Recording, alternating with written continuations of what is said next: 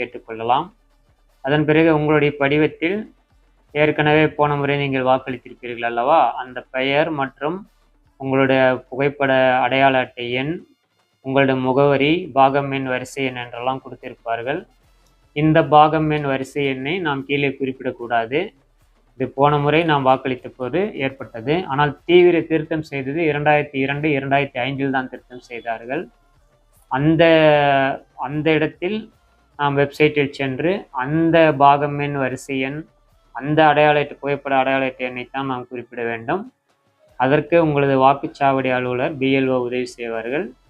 இது போன முறை நீங்கள் செலுத்துவதற்கான அந்த எண்கள் தான், பெயர்கள் தான், அந்த புகைப்பட அடையாள அட்டை தான். அதாவது உங்கள் ஓட்டர் ஐடியில் உள்ள அந்த புகைப்பட அடையாள அட்டையில் தான் உங்கள் படிவத்தில் இருக்கும். குழப்பிக்கொள்ள வேண்டாம். நீங்கள் முதலில் நீங்கள் ஃபில் செய்ய வேண்டிய அதே போன்று தற்போதைய புகைப்படத்தை ஒட்டவும் என்று கூறியுள்ளார்கள்.